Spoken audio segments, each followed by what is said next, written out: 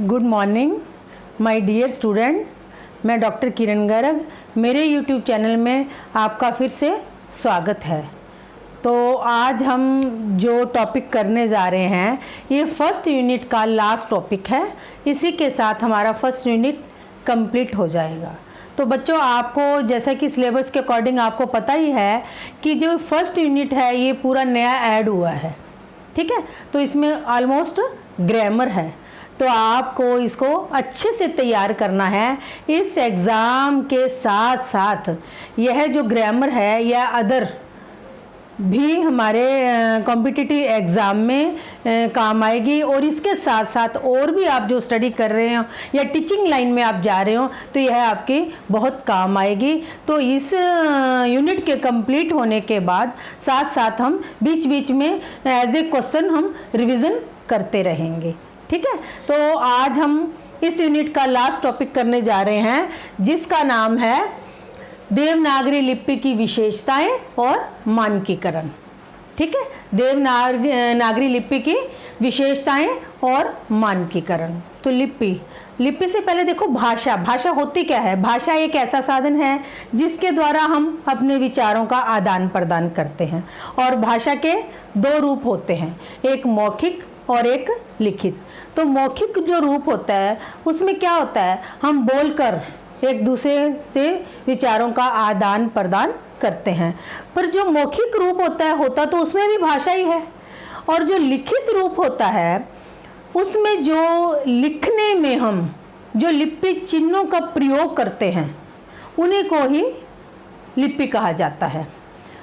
तो लिपि हर भाषा की अपनी लिपि होती है, जैसे रोमन लिपि, ठीक है, हिंदी की हमारी देवनागरी लिपि होगी। इस तरह हर भाषा की अपनी लिपि होती है। तो जो हिंदी में हमारी जो देवनागरी लिपि है, यह जैसे हिंदी के लिए नेपाली, मराठी, इन भाषाओं के लिए हम देवनागरी लिपि का प्रयोग करते हैं। और देवनागरी लिपि में जैसे संस्कृत है, पाली, प्राकृत, अपभ्रंश, ये सब भाषाएं भी देवनागरी लिपि का प्रयोग करते हैं। तो इसी तरह जैसे हमारी हिंदी की देवनागरी लिपि है, और रोमन इंग्लिश के लिए रोमन लिपि है, पंजाबी के लिए गुरुमुखी है, संस्कृत के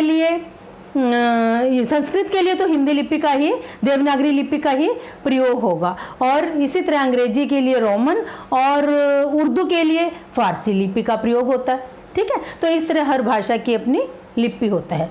तो आज हम करने जा रहे हैं हिंदी की देवनागरी लिपि की किस तरह शुरुआत हुई, उसके बारे में हम बात करेंगे।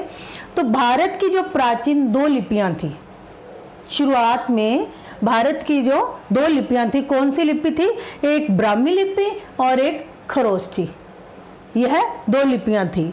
तो जो ब्राह्मी लिपि है इसी से ही धीरे धीरे विकास होते हुए देवनागरी, जो आज हम देवनागरी लिपि का प्रयोग कर रहे हैं, वो उसका जो विकास है ब्राह्मी लिपि से हुआ है। और जो ब्राह्मी लिपि है इसका समय कब से है, 500 ईस्वी पूर्व से। यह ब्राह्मी लिपि का जो समय है 500 ईस्वी पूर्व। ईस्वी पूर्व एक होता है ईस्वी पूर्व और एक होता है ईस्वी। इसमें क्या फर्क होता है, जैसे देखो, एक ईस्वी, ठीक है, ये तो हो गया ईस्वी। इससे पहले जो समय है वो है ईस्वी पूर्व, और इसके बाद का जो समय है वो है ईस्वी। जैसे 4वीं लिपि, 5वीं सदी ईस्वी कह सकते हैं, सदी भी कह सकते हैं, 6ठी, ठीक है, ये तो हो गया ईस्वी। और इससे पहले जो होगा, जैसे हम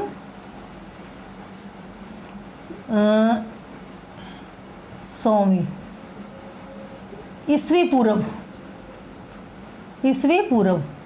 200 ईस्वी पूर्व, 300 ईस्वी पूर्व।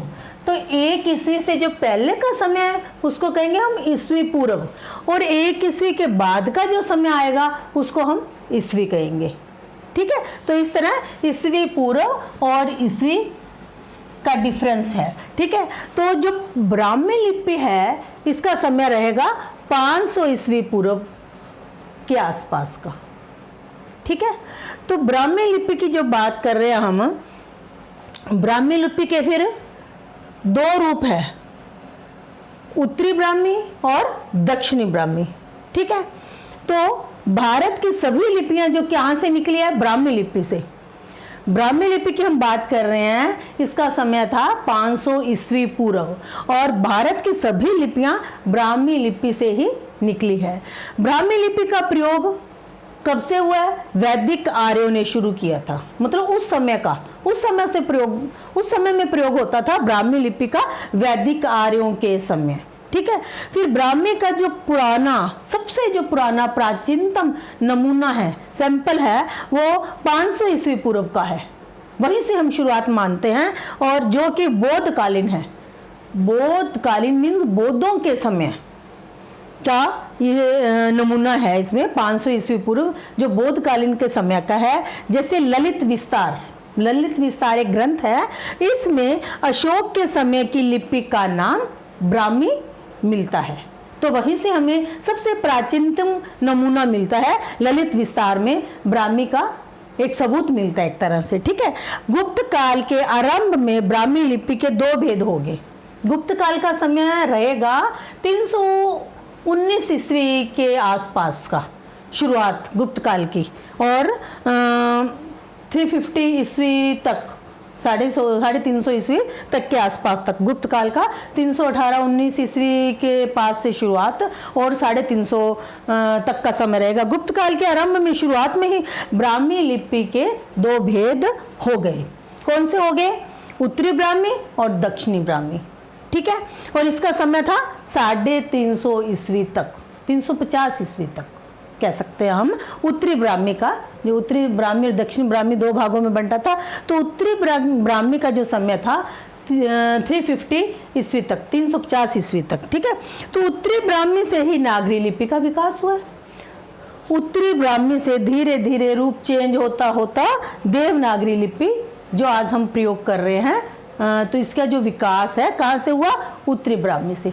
ब्राह्मी से उत्तरी ब्राह्मी, उत्तरी ब्राह्मी से देवनागरी। तो बीच में कैसे कैसे चेंजेस आए, क्या क्या रूप हुआ, उसके बारे में अब हम पढ़ेंगे। तो 350 ईस्वी तक उत्तरी ब्राह्मी का प्रयोग हुआ। उसके बाद जो इसका धीरे धीरे जो रूप चेंज हुआ, वो फिर गुप्त लिपि, जिसको हम कहते हैं 5वीं सदी तक इसका प्रयोग हुआ। गुप्त लिपि, उत्तरी ब्राह्मी से गुप्त लिपि, फिर गुप्त लिपि से कुटिल लिपि। ठीक है, कुटिल लिपि का जो समय था 9वीं सदी तक, 5वीं सदी से 9वीं सदी तक कुटिल लिपि का प्रयोग हुआ। फिर कुटिल लिपि से जो रूप चेंज हुआ वो है प्राचीन नागरी लिपि। प्राचीन नागरी लिपि का प्रयोग कब तक हुआ, 9वीं सदी से 15वीं सदी तक। 9वीं सदी से 15वीं सदी तक कौन सी लिपि का प्रयोग हुआ, प्राचीन नागरी लिपि। फिर प्राचीन नागरी से जो रूप चेंज हुआ आधुनिक नागरी लिपि, और इसका समय क्या है, 15वीं 16वीं के 16वीं ईस्वी से आसपास से इसकी शुरुआत होगी थी आधुनिक नागरी लिपि। ठीक है, आधुनिक नागरी लिपि से ही फिर जो हम, इसका नाम आ गया देवनागरी लिपि, जो कि आज हम प्रयोग कर रहे हैं। तो देवनागरी लिपि जैसे हिंदी, देवनागरी लिपि हिंदी भाषा का प्रयोग करते हैं, नेपाली प्रयोग करते हैं और गुजराती। तो ये तीनों जो है देवनागरी लिपि का प्रयोग करते हैं। और इसके साथ साथ संस्कृत, पाली, प्राकृत, अपभ्रंश, यह सब भाषाएं भी देवनागरी लिपि का प्रयोग करते। जो आप अपने अभी जो लिपि के बारे में पढ़ा है, तो इसका जो टेबल है लिपि से रिलेटेड, कैसे कैसे समय और कौन कौन से रूप में इसका चेंजेस हुआ है, तो इसके बारे में क्वेश्चन काफ़ी बार पिछले जो मैंने एग्ज़ाम्स देखे हैं उसमें काफ़ी बार इस टाइप का क्वेश्चन आया हुआ है। तो इसलिए यह सीक्वेंस में हमें पता होना चाहिए कैसे कैसे इसका रूप चेंज हुआ है और इसका क्या समय रहा है, किस रूप का क्या समय रहा है। तो इसका हमें ये टेबल अच्छे से लर्न करना होगा। ठीक है। अब हम करेंगे देवनागरी लिपि की विशेषताएं। तो देवनागरी लिपि में बहुत सारी विशेषताएं हैं और जिसके कारण यह विश्व में सर्वाधिक वैज्ञानिक मानी जाती है। तो क्या क्या विशेषताएं हैं उसके बारे में आज हम पढ़ेंगे। फर्स्ट है, देवनागरी लिपि में वर्णमाला का जो वर्गीकरण है वह वैज्ञानिक है। देवनागरी लिपि में जो वर्णों का वर्णमाला का वर्गीकरण है, जो बंटवारा है, बांटा गया है, वह वैज्ञानिक है और यह विश्व की सर्वश्रेष्ठ लिपि मानी जाती है। और क्या क्या इसमें क्वालिटी है उसके बारे में देखिए। सेकेंड है, देवनागरी लिपि में मूल स्वर, जो मूल स्वर है संयुक्त स्वर है। स्वर व्यंजन में जैसे वर्णमाला को स्वर और व्यंजन में बांटा गया है, तो स्वर में भी कुछ मूल स्वर है, कुछ संयुक्त स्वर है। ठीक है, तो इसमें मूल स्वर, संयुक्त स्वर, फिर उच्चारण स्थान के अनुसार स्पर्श व्यंजन, फिर व्यंजन भी आगे किस तरह बंटे हुए हैं, स्वर जैसे मूल स्वर और संयुक्त स्वर हो गए, इसी तरह व्यंजन भी उच्चारण के अनुसार बंटे हुए हैं वैज्ञानिक तरीके से, जैसे कंठ्य, फिर तालु, फिर मूर्धन्य से, फिर दंत्य, फिर ओष्ठ्य। तो इस तरह वैज्ञानिक ढंग से इसका जो बंटवारा हुआ है, मीन्स उच्चारण स्थान के अकॉर्डिंग सीक्वेंस में, जैसे कंठ्य, तालु, मूर्धा, दंत्य और ओष्ठ्य। तो इन्होंने क्या कहा है, स्पर्श व्यंजन, उच्चारण स्थान के अनुसार स्पर्श व्यंजन, और फिर अंतस्थ व्यंजन, उष्म व्यंजन और संयुक्त व्यंजन, घोष या घोष व्यंजन, और इसके अलावा अलग प्राण और महाप्राण ध्वनियों का क्रमबद्ध सुव्यवस्था से वर्णन किया गया है देवनागरी लिपि में, इसलिए यह अधिक वैज्ञानिक मानी जाती है। यह जो क्वालिटी है, यह जो गुण है, यह और किसी लिपि में नहीं है। ठीक है, नेक्स्ट आ गया फिर, इस लिपि में ध्वनि चिन्ह ध्वनि के अनुरूप है। जैसे हम उच्चारण कर रहे हैं उसी के अकॉर्डिंग लिखने में जो ध्वनि चिन्ह का हम प्रयोग करते हैं उसके अकॉर्डिंग ही है। किसमें? सिर्फ देवनागरी लिपि में जो ध्वनि चिन्ह है ध्वनि के अनुरूप है। एक ध्वनि के लिए एक चिन्ह है, मीन्स हर ध्वनि के लिए अलग अलग चिन्ह है। ऐसा नहीं है कि दो तीन ध्वनियों के लिए एक ही चिन्ह है, हर ध्वनि के लिए एक लिपि चिन्ह है, जैसा जबकि रोमन में ऐसा नहीं है। अब रोमन में देखो, जैसे न है, एन है, एन में जैसे हिंदी में ले लो, अलग अलग जो उच्चारण ध्वनि के लिए अलग अलग चिन्ह है, लिपि चिन्ह है, परंतु रोमन में नहीं। जैसे एन है, एन में जैसे हम यही है, अड़ाड़ा, न, अना, इन सब के लिए सिर्फ एक एन ही है। तो इसलिए यह इतनी वैज्ञानिक नहीं है जितनी कि हमारी हिंदी की देवनागरी लिपि है। ठीक है, नेक्स्ट आ गया फिर, यह लिपि ध्वन्यात्मक न होकर अक्षरात्मक और वर्णात्मक है। मीन्स वर्णों का जो लेखन उच्चारण समान है, जो हम लिख रहे हैं, जो हम बोल रहे हैं वही लिख रहे हैं, जो हम लिख रहे हैं वही बोल रहे हैं। और इसके साथ साथ क्या है, इन्होंने क्या कहा है, जो यह लिपि अक्षरात्मक है, ध्वन्यात्मक नहीं अक्षरात्मक है। मीन्स जबकि दूसरी लिपि में ऐसा नहीं है। जैसे कि अब देखो कलम है, कलम में क, ल, म तीन अक्षर आगे, तो क में जो अ अपने आप इंक्लूड है। जब हम क का उच्चारण करते हैं, इसके क के अंदर ही अ है, तो यह क्या है, अक्षरात्मक है। ठीक है, और जबकि इंग्लिश में देखो, रोमन लिपि की बात कर रहे हैं हम, कमला लिखा है, कमला को मैंने लिखा है KAMALA, तो इसमें जैसे कै है, कै के लिए KA, दो चिन्हों का प्रयोग हो गया।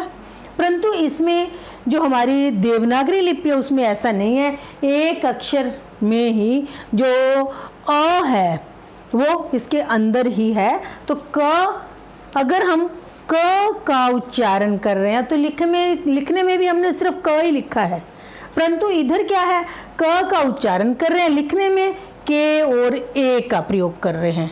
तो इस तरह से सिर्फ यह देवनागरी लिपि ही अक्षरात्मक और वर्णात्मक है, इसलिए यह अधिक वैज्ञानिक मानी जाती है। और इसके आगे देखिए, इसमें दो वर्णों में आपसी साम्य के कारण, दो वर्ण जब आपसी एक जैसे होते हैं तो उसमें कहीं अस्पष्टता नहीं आएगी। जैसे इसमें दो वर्ण का आपसी एक जैसा होने पर भी स्पष्टता होगी, कहीं अस्पष्टता नहीं होगी, जैसा कि रोमन में होता है।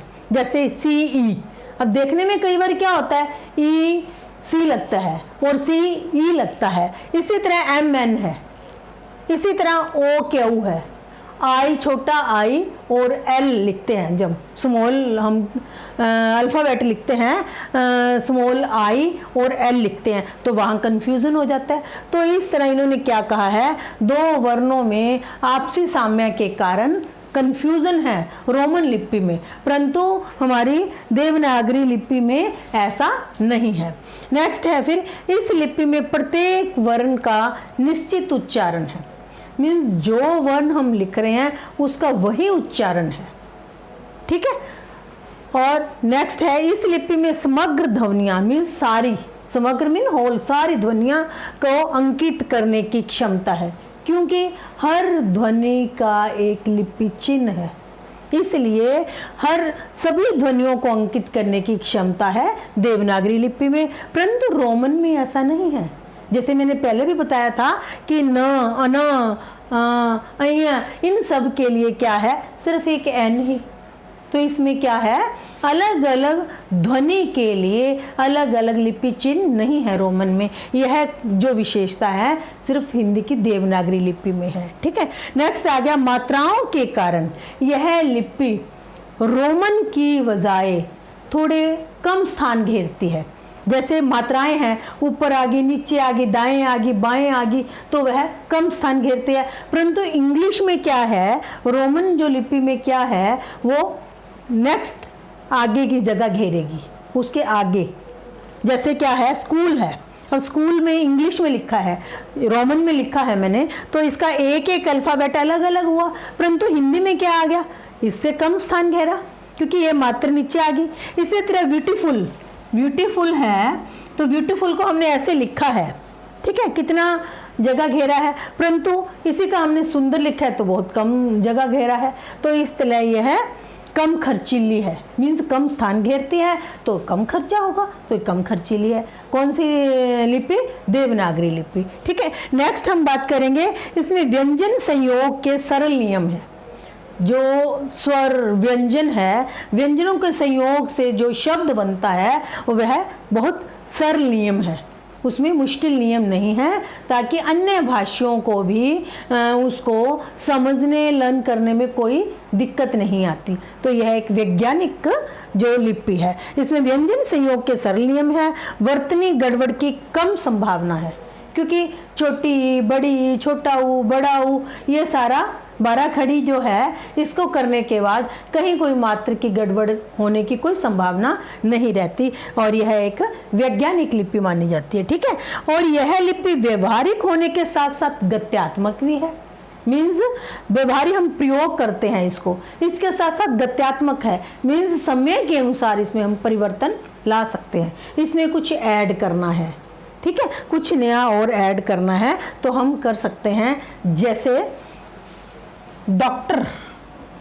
डॉक्टर के लिए आजकल हम इस तरह यूज़ करते हैं, ठीक है।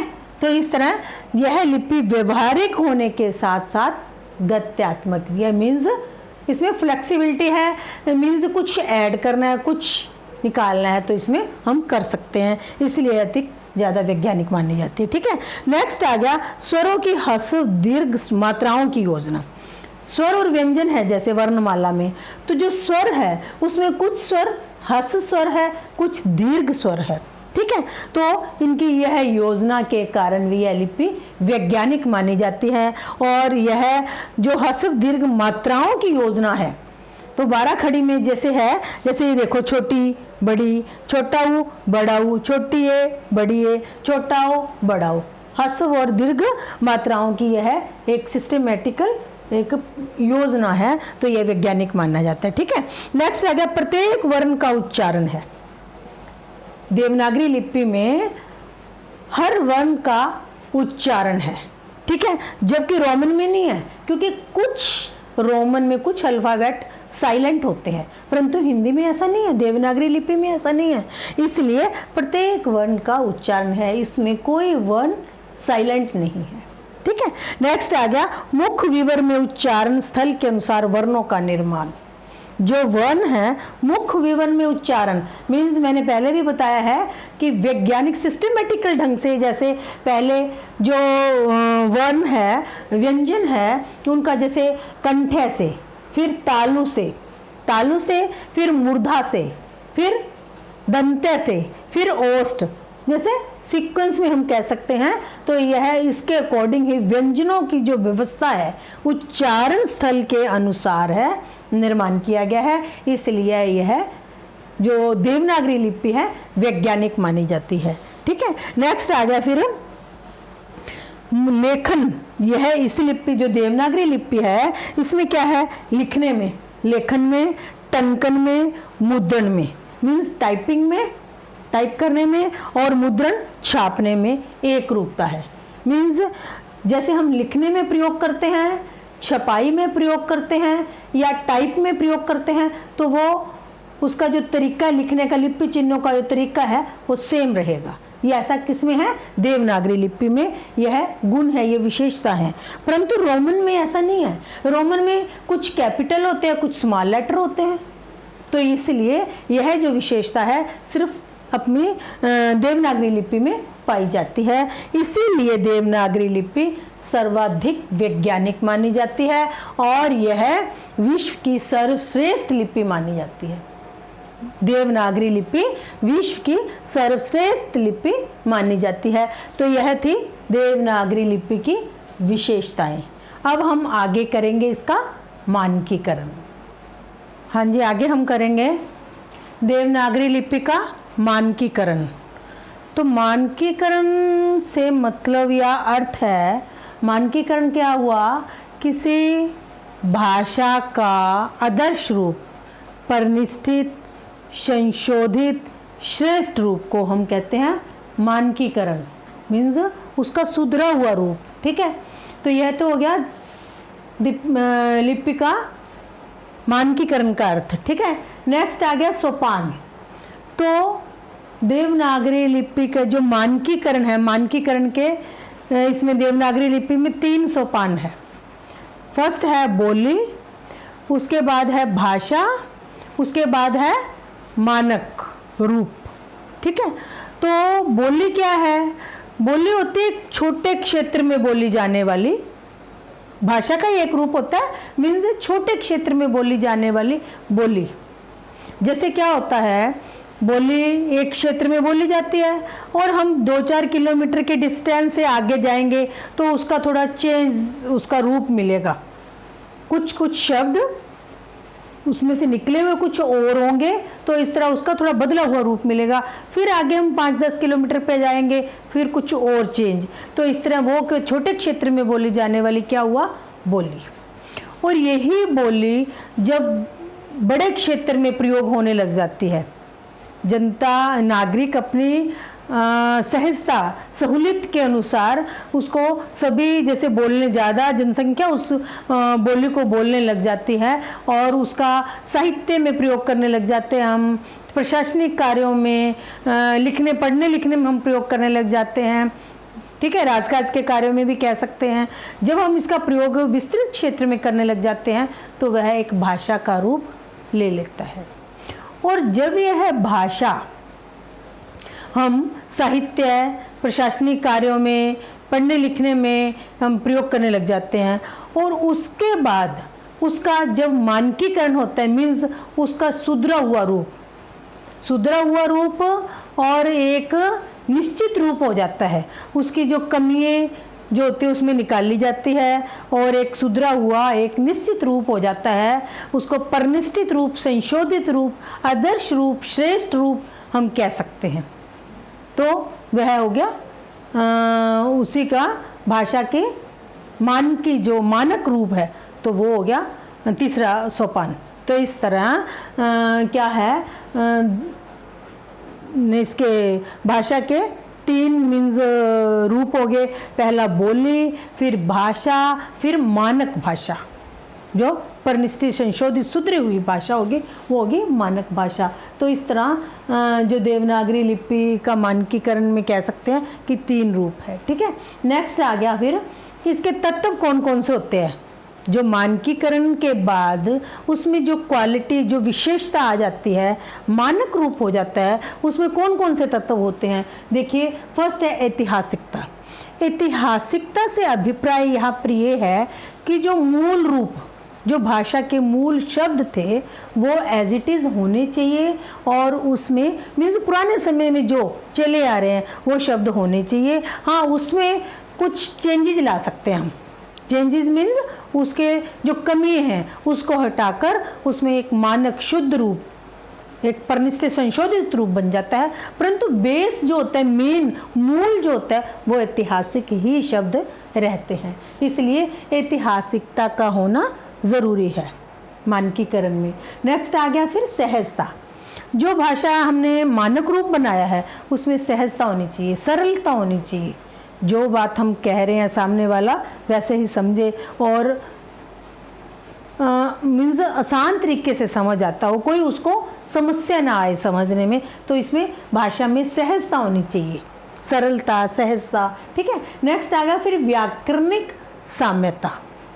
व्याकरणिक साम्यता व्याकरणिक दृष्टि से मीन्स समान होना चाहिए। उसमें जो व्याकरणिक जो गुण है वो होने चाहिए, कमियों को निकाल के, और व्याकरण के जो नियम है उस पर लागू होने चाहिए। और वह मीन्स सब जगह साम्यता मीन्स व्याकरण के जो नियम है सभी लागू होने चाहिए। तो व्याकरणिक साम्यता मतलब व्याकरण के साथ उसके मैच होना चाहिए, मानक भाषा जो है। ठीक है, नेक्स्ट आ गया फिर स्वायत्तता। स्वायत्तता से अभिप्राय है स्वयं से। ठीक है, स्वायत्तता का मतलब क्या हुआ, जो हमारी स्वयं की भाषा है, मीन्स जो हमारी पहले जो बोली थी या हिंदी भाषा थी, और हिंदी भाषा का जो मानक रूप था खड़ी बोली से, तो स्वायत्तता मीन्स हमारे अपने ही शब्द, अपनी ही भाषा होनी चाहिए। दूसरे देशों की या दूसरी भाषाओं का उसमें मिश्रण नहीं होना चाहिए। स्वायत्तता मतलब हमारी अपनी भाषा होनी चाहिए। ठीक है, नेक्स्ट आ गया केंद्रोन्मुखता। मीन्स जो भाषा हम शब्दों का प्रयोग कर रहे हैं, केंद्र शब्द वही होने चाहिए। ये नहीं कि हम उसका मानकीकरण करते समय शब्दों को ही चेंज कर दे, ऐसा नहीं होना चाहिए। उसमें कोई परिवर्तन नहीं आना चाहिए। मीन्स बेस है जो, मीन्स जो शब्द मेन है जो, वो शब्द वही होना चाहिए। हाँ, उसमें जो कमियां हैं, व्याकरणिक ले लो या किसी भी तरह की कमियां, तो उसमें हम सुधार कर सकते हैं। परंतु जो मेन, जो केंद्र, सेंटर, जो भी मीन्स में मेन शब्द है वो वही होना चाहिए। ठीक है, नेक्स्ट आ गया सर्वाधिक एक रूपता। मीन्स उस भाषा में एक रूपता होनी चाहिए। ऐसा नहीं कहीं हम शब्दों का कोई रूप का प्रयोग कर रहे हैं, कहीं कुछ प्रयोग कर रहे हैं, उसका एक निश्चित और सर्वाधिक मीन्स एक रूपता होनी चाहिए। उसमें जो मानक भाषा हम तैयार करेंगे, मीन्स मानकीकरण होने के बाद उसमें एक रूपता होनी चाहिए। कहीं कोई ऐसा नहीं होना चाहिए कहीं कुछ, उसका एक निश्चित रूप तैयार हो जाना चाहिए। तो यह मानकीकरण के यह गुण, जो मानक भाषा हो जाएगी उसमें ये गुण होने चाहिए, तत्व होने चाहिए। अब आगे बात करेंगे सुधार और मानकीकरण के बारे में। देवनागरी लिपि के सुधार और मानकीकरण। तो इसमें क्या है, सबसे पहले लोकमान्य तिलक जी, सबसे पहले जो सुधार की बात हम कर रहे हैं, तो लोकमान्य तिलक जी ने सन 1904 में अपने पत्र केसरी, जो इनका पत्र था केसरी, के द्वारा भाषा में सुधार की इन्होंने कोशिश की थी।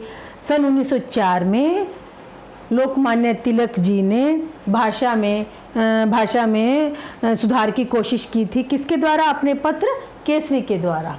ठीक है, और उसके बाद फिर सन 1926 तक टाइपों में छंटाई करके, मीन्स जो टाइप थे उसमें क्या होने चाहिए, जो कमियां थी उनको निकाल कर सिलेक्ट करके जो एक शॉर्ट रूप दे दिया था। तो वो क्या था, टाइपों की छटाई करते करते 190 टाइपों का एक फॉन्ट तैयार किया था।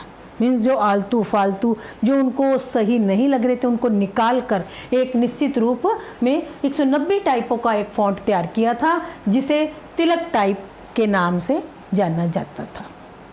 ठीक है, नेक्स्ट आ गया फिर सन 1912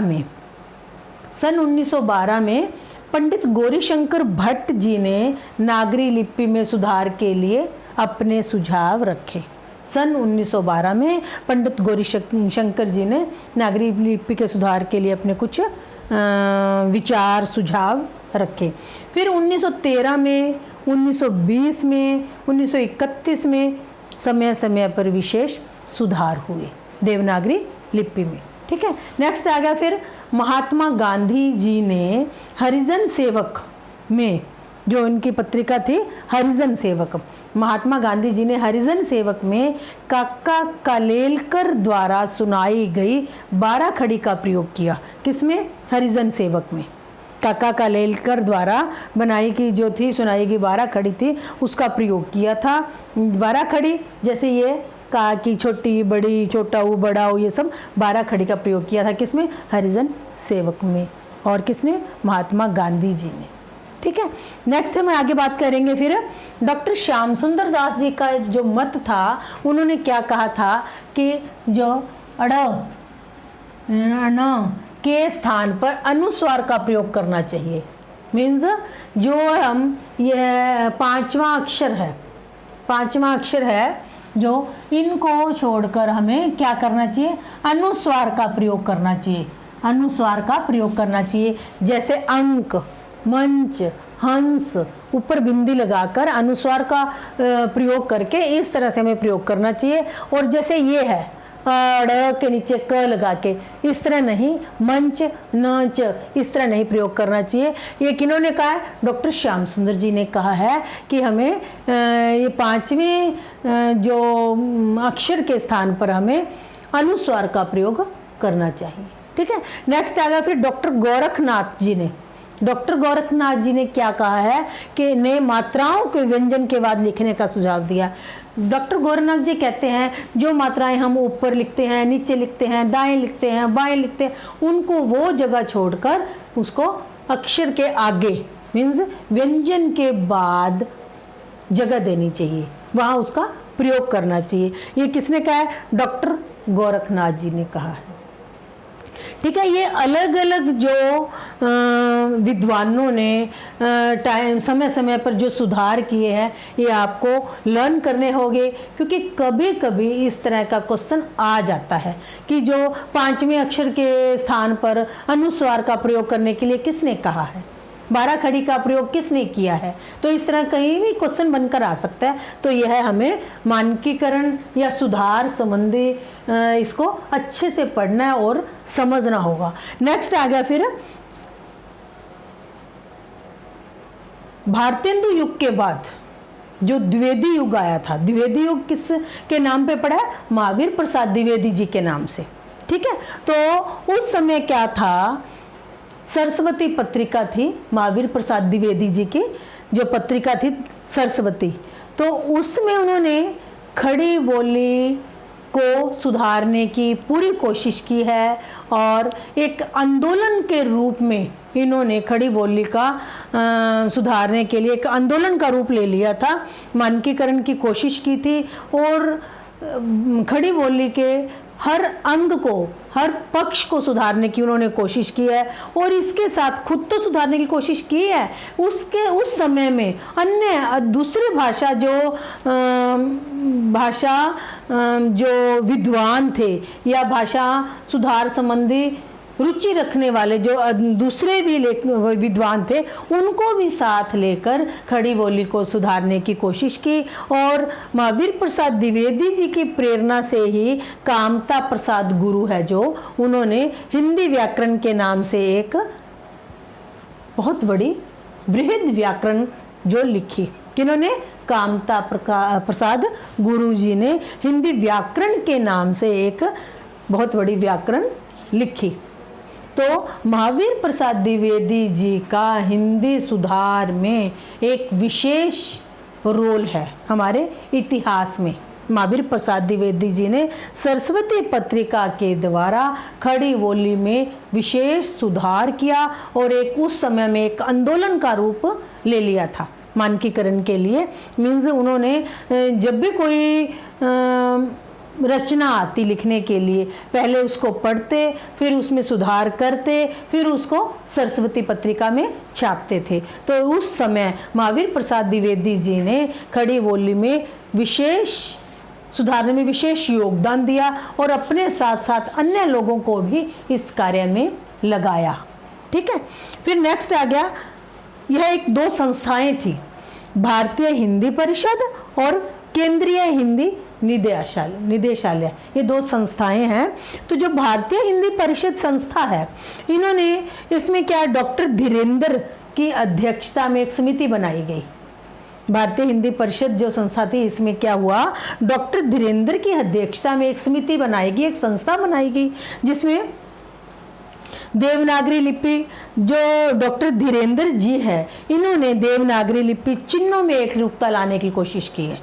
तो मीन्स अलग अलग जो समिति के मेंबर थे, संस्था के मेंबर थे, उन्होंने अलग अलग व्यक्तियों ने अलग अलग सुधार की कोशिश की है। जैसे डॉक्टर धीरेन्द्र जी ने क्या किया, देवनागरी लिपि के चिन्हों में एक रूपता की कोशिश की है। फिर हरदेव वाहरी जी ने क्या किया, वर्ण विन्यास की समस्या को मतलब खत्म करने की कोशिश की है।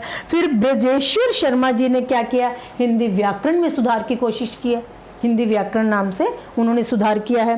नेक्स्ट माता प्रसाद गुप्त जी ने हिंदी शब्द भंडार का स्थितीकरण किया है, शब्दों का जो भंडार था उसका निश्चितता मीन्स स्थितीकरण किया है, उसकी निश्चितता करने की कोशिश की है। तो इस तरह भारतीय हिंदी परिषद की जो संस्था थी, इसमें डॉक्टर धीरेन्द्र की अध्यक्षता में एक समिति गठित हुई और समिति के मेंबरों ने, जैसे डॉक्टर धीरेन्द्र जी है, हरदेव वाहरी जी है, ब्रजेश्वर शर्मा जी है, माता प्रसाद गुप्त जी है, ये इनके मेंबर थे और इन्होंने अपने अपने तरीके से सुधार करने की कोशिश की है। और दूसरी संस्था थी फिर केंद्रीय हिंदी निदेशालय। केंद्रीय हिंदी निदेशालय में क्या है, लिपि के मानकीकरण पर विशेष ध्यान दिया गया, लिपि में सुधार की कोशिश की गई है, मानकीकरण करने की कोशिश की है, उसका संशोधन पर निश्चित आदर्श रूप देने की कोशिश की गई है। और सन 1983 में 83 में क्या हुआ, देवनागरी लिपि तथा हिंदी वर्तनी का मानकीकरण के नाम से यह प्रकाशित हुई है। सन 1983 में देवनागरी लिपि तथा हिंदी वर्तनी का मानकीकरण के नाम से एक प्रकाशन हुआ है, जिसमें केंद्रीय हिंदी निदेशालय संस्था में हिंदी मानकीकरण पर विशेष ध्यान दिया गया और इसमें सन 1983 में देवनागरी लिपि तथा हिंदी वर्तनी का मानकीकरण के नाम से एक प्रकाशन हुआ है। तो इस तरह से देवनागरी लिपि के मानकीकरण या सुधार में यह समय समय पर इसमें सुधार हुआ और हिंदी जो हमारी लिपि देवनागरी है एक सुधरा हुआ और परिनिष्ठित आदर्श संशोधित रूप तैयार हो गया इसका। ठीक है, तो आज हमने इसमें देवनागरी लिपि के बारे में पढ़ा और इसके साथ साथ उसकी विशेषताएं की, उसके मानकीकरण और सुधार के बारे में हमने डिटेल जानकारी ली। तो प्रिय छात्रों, आप इसको ध्यान से पढ़ना और समझकर पढ़ना, और बहुत सारी चीज़ें हैं इसमें जो लर्न करने वाली है, समझने वाली है, वो किसी न किसी तरह क्वेश्चन के रूप में आ सकती है। तो यह वीडियो, यह जो टॉपिक है हमारा, बड़ा ही अच्छा और इम्पोर्टेंट टॉपिक कह सकते हैं। तो आप इसको अच्छे से तैयार करना और इसी के साथ हमारा जो हिंदी यूजीसी नेट का जो सिलेबस का फर्स्ट यूनिट कंप्लीट हो गया और जो फर्स्ट यूनिट था उसके हर हिस्से की मैंने वीडियो बनाकर आपको दी है और आपको मतलब फर्स्ट यूनिट आपका कंप्लीट रेडी हो गया। ठीक है, तो इसके बाद हम क्या करेंगे, सेकेंड यूनिट कल से स्टार्ट करेंगे और इसके साथ साथ कुछ समय पर मैं फर्स्ट यूनिट के कुछ क्वेश्चन आपको देती रहूँगी। तो इसके साथ साथ आपकी means complete first unit complete के बाद साथ साथ आपकी रिवीजन भी होना ज़रूरी है। जो मेरे को लगता हुआ इम्पोर्टेंट उससे रिलेटेड क्वेश्चन बनाकर मैं आप तक पहुंचाऊंगी। ठीक है, तो प्रिय छात्रों, आप इसको अच्छे से पढ़ना, सुनना, समझना और तैयार करना। और अगर आपको यह मेरी वीडियो उपयोगी लगे, आपको अच्छी लगे कि हाँ हमारे काम आएगी, तो आप इसको लाइक करें, शेयर करें और साथ साथ अपने साथियों साथ शेयर करें। और नए जो छात्र हैं जुड़ने वाले, वह इसको सब्सक्राइब भी ज़रूर करें। Thank you.